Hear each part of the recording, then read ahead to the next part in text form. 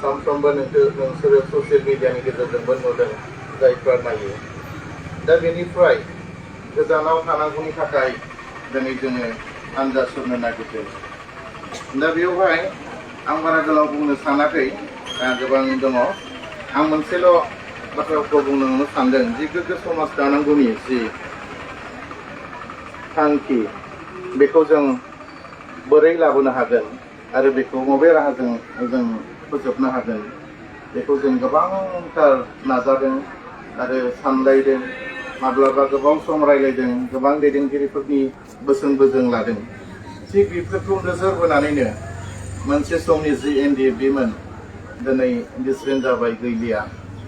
बेफोर गोग्गो समाज दानांगौनि थांखियावनो दिनै जों फिन आरोबाव इउनाइटेड फराम अफ NDFB होननाय मोनसे आफादखौ जों दानानै दिनै जोङो बेनि गेजेरजों मोनसे जोङो जि थांखि लादों बेनो जाहैबाय peace, harmony and development of the people. बे थांखिखौ लानानै जोंनि जि मथ' बेखौ लानानै दिनै जोङो हानजा सुरदों। जोंनि बे जायगायाव दिनै जों बेखौ खालामथ'नो हायाखै। अदालगुरिनिफ्राय जों दिनै स्टार्ट खालामदों। अदालगुरि डिस्ट्रिक्टआ फ्राय जोबसिगोनानो।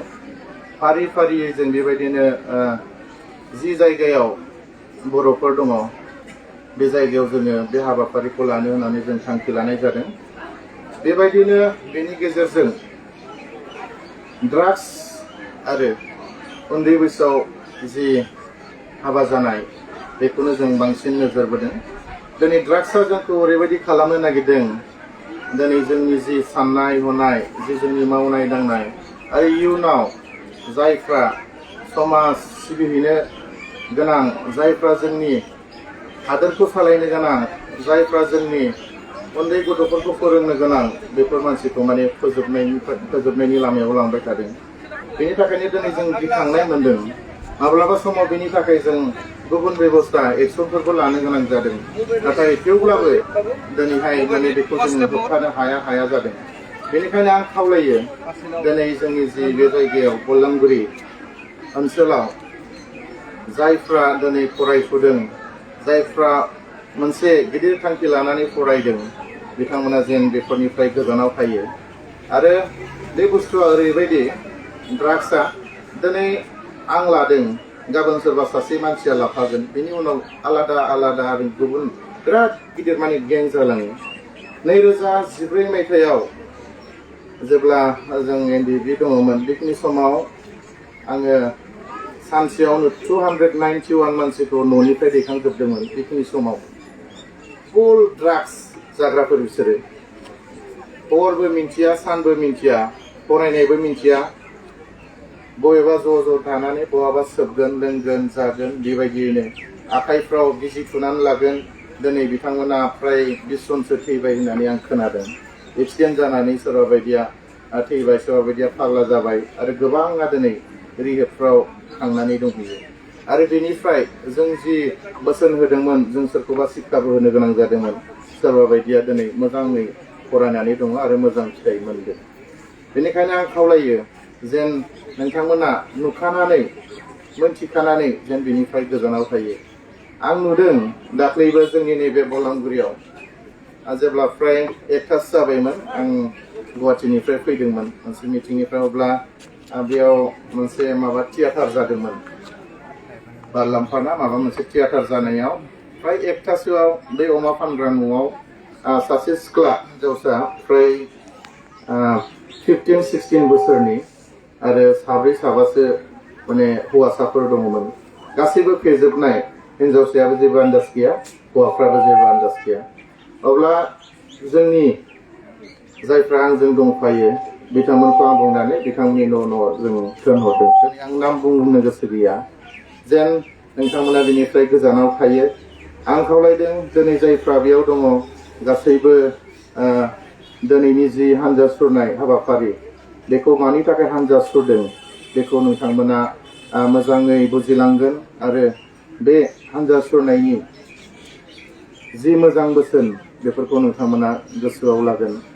आरो मोनसे आं बुंनो सानबावदों, दिनै फरायसा जोंबो मोनसे समाव फरायनायमोन आंबो बे बलांगुरि स्कुलावनो फरायनायमोन आंनि फोरोंगुरु सारमोना दङ मेडाममोना दंजोबो गोबाङा रिटायार जाबाय सोरबा बायदिया रुंसारि जालांबाय जेखि जाया जोङो बै समाव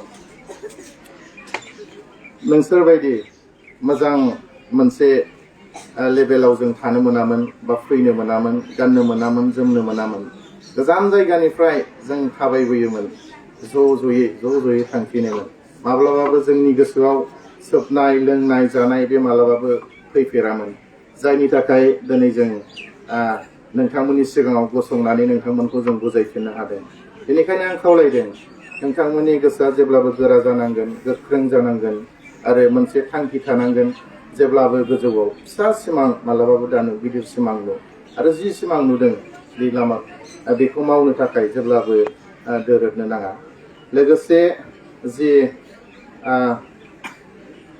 दिनैनि दिनाव उन्दै बैसोआव जि हाबा लानाय दिनै समाजाव गिख्रंथाव जादों दिनै ससियेल मिडियानि गेजेरजों नुसेयावबो दिनै बारानिफ्राय बारासो माने जोंनि मानसिफ्रा बोजबनानै लादों बेनिखायनो दिनै बेनि गेजेरजोंनो नोंथांमोनखौ आं बुंनो लुबैदों जों बेफोरनिफ्राय नोंथांमोना गोजानाव थायो नङाब्ला जोंनि बा नोंसिनि जि सिमां बा बिमा बिफानि जि सिमां गासैबो थेर बेथेर जागोन बा नोंसोरबो समाज सिबिनो हानाय नङा मोजां न'खर दानो हानाय नङा आरो इयुनाव जोंनि जोलैफ्रा रावबो मोजां जाहैनाय नङा बेनिखायनो खावलायदों दिनैनिफ्राय सोरहाबाफोर माबा मोनसे गोसोआव साननाय दंमोनब्ला बेफोरखौ गोजाननिफ्रायनो दिनैनिफ्रायनो ज्राब गारनानै जेन मोनसे मोजां थांखि लाफिनो आरो गोग्गो समाज दानायनि आरो इयुनाव सासे गिदिर मानसि जानायनि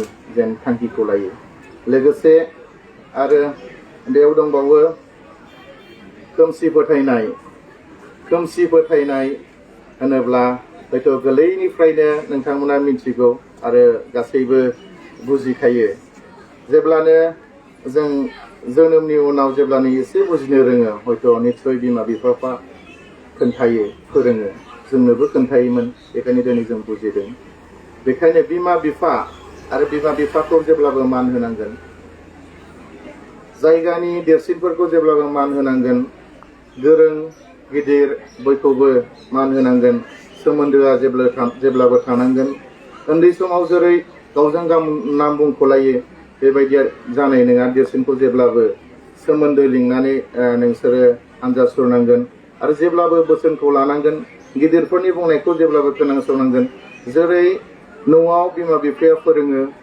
जेरै स्कुलाव फोरोंगुरुफ्रा फोरोङो थिग बेबायदियैनो नोंथांमोना थाथनांगोन बेनि गेजेरावबो नोंथांमोना आरो साबसिननिफ्राय हामसिन आरो सोरनिबा गिदिर गोलावफोरनि बुंनायखौ खोनासंनानै नोंथांमोना फल' खालामनांगोन बेबायदिनो दिनैहाय जोंनि जि समाज बे समाज दानांगौआ जोंनिल' बिबान नङा जों दिनै